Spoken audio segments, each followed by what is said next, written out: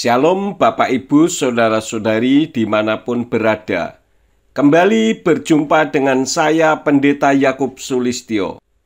Video saya kali ini bukan menyanggah, tetapi justru membenarkan dan meneguhkan videonya Ibu Milkana yang berjudul Isa Bukan Yesus berikut ini. Berpikirlah kakak sebelum kakak yang menyesal. Muhammad itu hanya meneruskan ajaran Isa. Dan janganlah kamu mati kecuali kamu dalam keadaan muslim. Maaf ya bro, Isa itu siapa ya? Oh, yang kalian anggap selama ini Isa itu Yesua. Benarkah Muhammad meneruskan ajaran dari Yesua? Karena Adonai Yesua HaMashiach mengajarkan dua sakramen penting. Pertama, baptis, yaitu membaptis dalam nama Bapa, Putra, dan Roh Kudus. Yang kedua, perjamuan kudus. Karena Adonai Yesua HaMashiach mengajarkan untuk melakukan perjamuan kudus sebagai mengingat akan kematiannya, bahwa dia pernah memberikan tubuh dan darahnya di atas kayu salib untuk pengampunan dosa. Apakah ada itu di ajaran kalian, bro? Kalau tidak ada, berarti Yesua bukan Isa. Jangan disama-samain lagi ya. Terima kasih, salam toleransi. Sebenarnya saya sudah pernah membuat video yang intinya sama dengan videonya Ibu Milkana tadi sebagai berikut. Shalom Bapak Ibu Saudara-saudari dimanapun berada. Kembali berjumpa dengan saya Pendeta Yakub Sulistyo.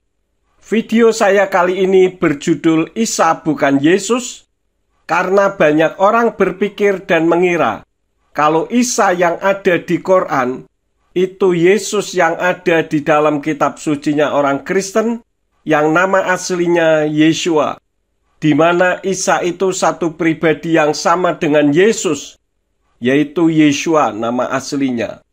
Padahal namanya dan kehidupannya benar-benar berbeda, dan agar tidak gagal paham, tolong lihat video ini sampai selesai. Mari saya bandingkan.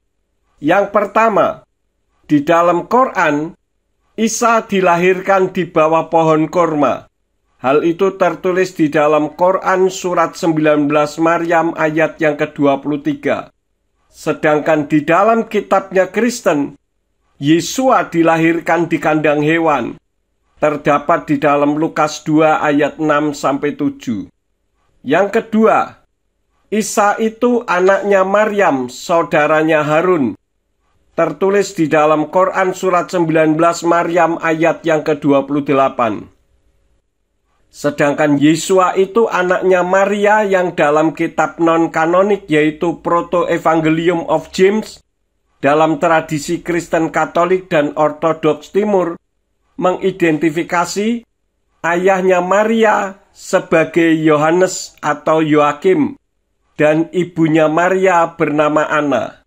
Yang ketiga, Isa tidak mati di salib. Tertulis di dalam Quran surat 4 An-Nisa ayat 157. Sedangkan Yesua mati di salib. Terdapat di dalam kitab Matius atau Matius pasal 27 ayat 35, kitab Markus 15 ayat 24, kitab Lukas pasal 23 ayat yang ke-33, dan kitab Yohanes pasal 19 ayat yang ke-18. Yang keempat, Isa memberitakan kedatangan Rasul yang bernama Ahmad. Terdapat di dalam Quran surat 61 As-Saff ayat yang ke-6. Tetapi Yesua tidak memberitakan kedatangan Rasul lagi, tetapi memberitakan datangnya pribadi penolong atau penghibur setelah dia, yaitu Ruach HaKodes atau Roh Kudus. Tertulis di dalam kitab Yohanan atau Yohanes 14 ayat yang ke-16. Yang kelima, Isa hanya utusan atau rasulnya Allah dan hanya ciptaan Allah. Tertulis di dalam Quran surat 4 An-Nisa ayat 171. Sedangkan Yesua di dalam kitabnya Kristen itu Yahweh Sang Pencipta yang turun ke bumi dalam wujud seperti manusia. Terdapat di dalam kitab Injil Yohanan atau Yohanes pasal 10 ayat yang ke-30 Yohanan atau Yohanes 14 ayat yang ke-9, 1 Yohanan 5 ayat yang ke-7. Selain adanya perbedaan-perbedaan tersebut, dalam kitab Injil berbahasa Arab, tidak ada nama Isa, adanya Yeshua, sebagai bukti bahwa Isa beda dengan Yeshua, yang selama ini dikenal dengan nama Yesus. Dengarkan pembacaan 2 ayat di kitab Injil, dalam kitab Matius pasal 1 ayat yang ke-1, dan kitab Injil Matius pasal 1 ayat yang ke-21. Sebagai berikut. Kama qala ar-rabbu fi kitabihil muqaddas fi surati Matius fil faslil awal wal ayatul wahida kazalik. Haza sijillu ailati Yasu'il Masih. Ja'a Yasu'u min nasli Daud wa Daud min nasli Ibrahim. Perhatikan huruf yang saya lingkari. Itu bunyinya Yeshua, bukan Isa. Demikian pula di dalam kitab Matius atau Matius pasal 1 ayat yang ke-21 sebagai berikut. Kama qala ar-rabbu fi kitabihil muqaddas fi surati Matius al-faslul awal wal ayatul wahida wal ishrina kazalik. Fasatalidu ibnan wa anta tusammiyahu Yasu'a li'annahu huwa allazi yukhallisu sya'bahu min khotoyahum. Perhatikan huruf yang saya lingkari. Itu bunyinya Yeshua, bukan Isa. Jadi Isa itu benar-benar berbeda dengan Yesus atau Yeshua, baik beda pribadi maupun orangnya. Jadi untuk apa berdebat dan diperdebatkan? Ada satu pertanyaan begini.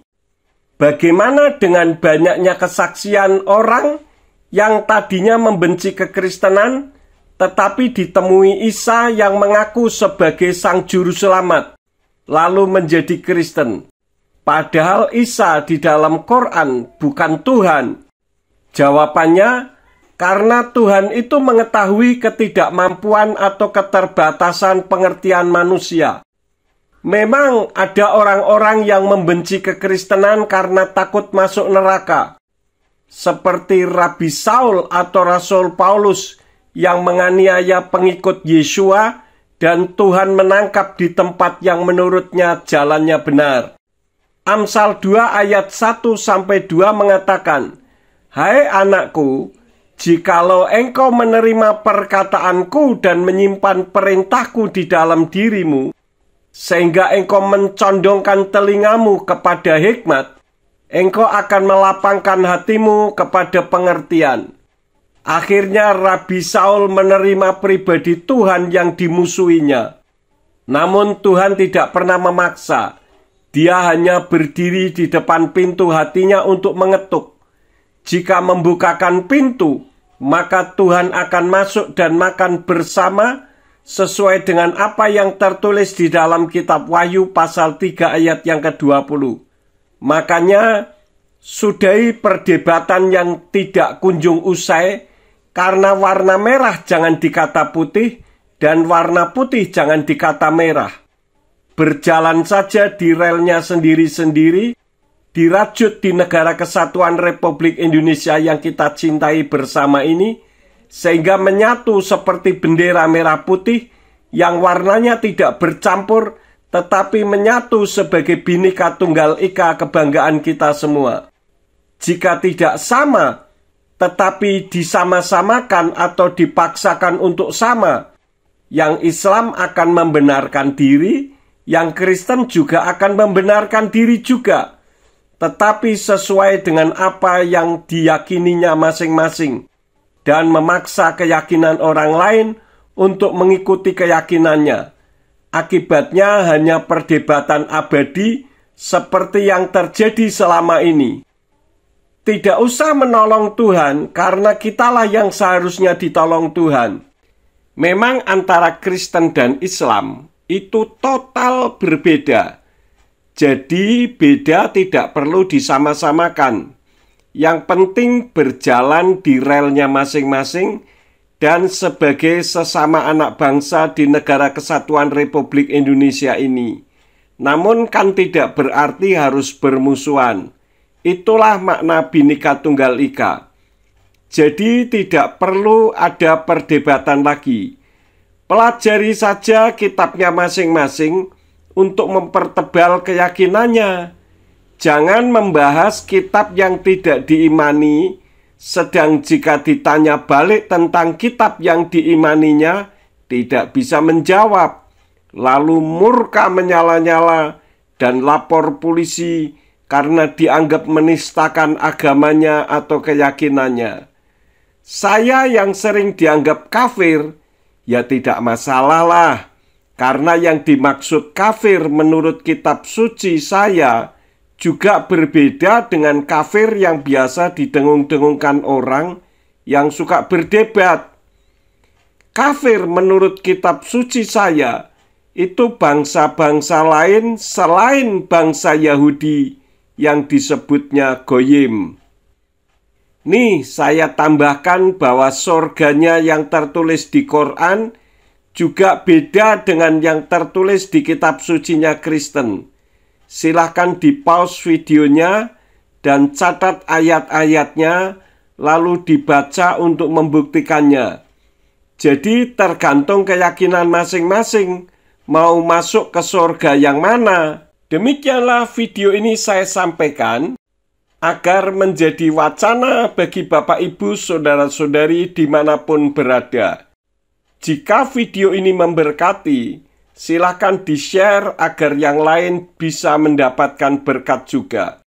Terima kasih sudah menonton sampai akhir. Bapa Yahweh di dalam nama Yeshua HaMashiach dan Ruach HaKodes menyertai dan memberkati Bapak Ibu Saudara-saudari dimanapun berada. Amin, amin.